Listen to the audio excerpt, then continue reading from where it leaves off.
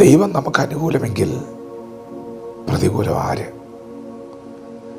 ദൈവം നിങ്ങൾക്ക് അനുകൂലമാണെങ്കിൽ പ്രതികൂലമായി നിൽക്കുവാൻ ആർക്ക് കഴിയും? ഒരു ശക്തിക്കും കഴിയുകയില്ല. കാരണം ദൈവമാണ് നിങ്ങൾക്ക് അനുകൂലമായി നിൽക്കുന്നത്. സകല ചരാചരങ്ങളെ സൃഷ്ടിച്ച ദൈവം, മഹാദൈവം, ജീവനുള്ള ദൈവം, സർവശക്തനായ ദൈവം, നിത്യനായ ദൈവം, തേജോമയനായ ദൈവം നിങ്ങൾക്ക് അനുകൂലമാണെങ്കിൽ നിങ്ങൾക്ക് പ്രതികൂലമായി നിൽക്കാൻ ആർക്ക് കഴിയും? പ്രതികൂലമായി ആരൊക്കെ നിന്നാലും നിങ്ങൾക്കൊന്നും സംഭവിക്കാൻ പോകുന്നില്ല. കാരണം ദൈവം നിങ്ങൾക്ക് അനുകൂലമാണ്.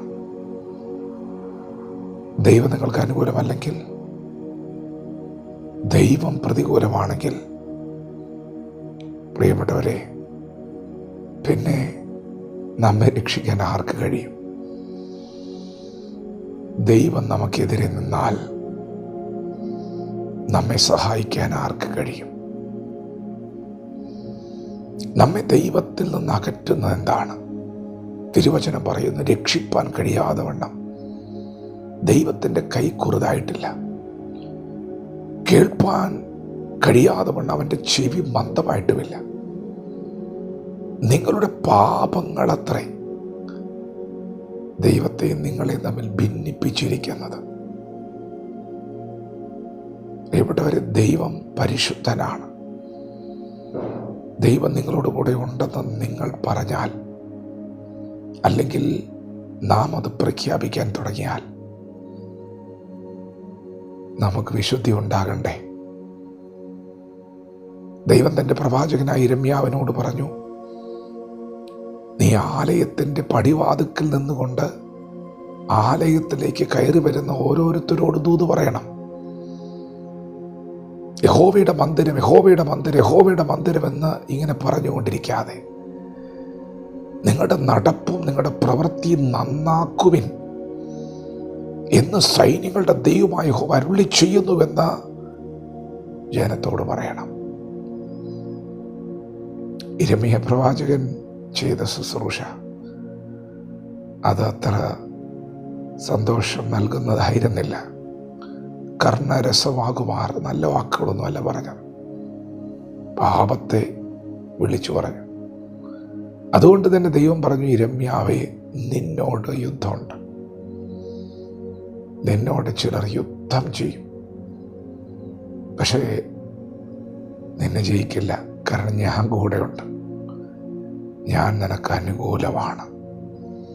ദൈവം അനുകൂലമാണെങ്കിൽ ആരൊക്കെ നിങ്ങളോട് യുദ്ധം ചെയ്താലും നിങ്ങളെ ഒന്നും ചെയ്യാൻ പറ്റത്തില്ല. രക്ഷിപ്പാൻ, വിടിവിപ്പാൻ ദൈവം കൂടെ ഉണ്ടാവും. പ്രിയപ്പെട്ടവരെ, ദൈവം നമുക്ക് അനുകൂലമായി ഉണ്ടാകണം.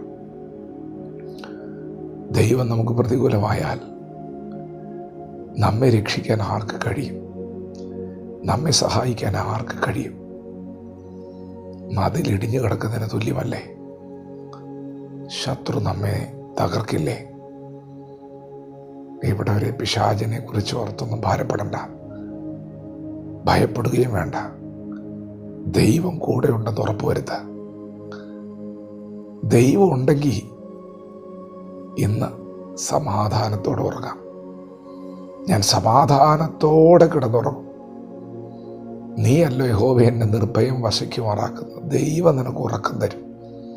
നിനക്ക് ചുറ്റും ശത്രുക്കൾ ഇല്ലാഞ്ഞിട്ടല്ല, ദൈവം അനുകൂലമാണെങ്കിൽ നിന്നെ തൊടാൻ പറ്റില്ല.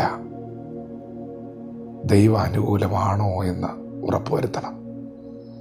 ഹൃദയം നമ്മെ കുറ്റം വിധിക്കുന്നില്ല എങ്കിൽ നമുക്ക് ദൈവത്തോട് പ്രാഗൽഭ്യമുണ്ട്. ദൈവം നമുക്ക് അനുകൂലമെങ്കിൽ പ്രതികൂലം ആരും? ദൈവം അനുകൂലമാണെന്ന് ഉറപ്പുവരുത്തിക്കൊണ്ട് ചുവടുകൾ വയ്ക്കാം. ദൈവം നമ്മെ ഓരോരുത്തരും ഈ പകൽ അനുഗ്രഹിക്കുമാറാകട്ടെ. ആമേൻ.